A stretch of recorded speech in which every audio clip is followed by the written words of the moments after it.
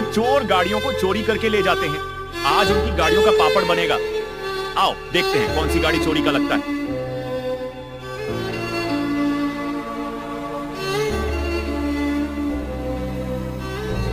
यही गाड़ी चोरी की है, लेकिन उसे देखने से पहले। बेटा, मुझे देखकर इग्नोर मत करना।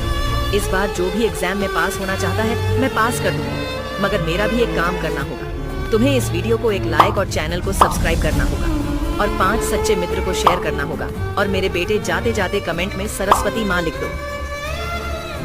और इसका तो पापड़ बन गया।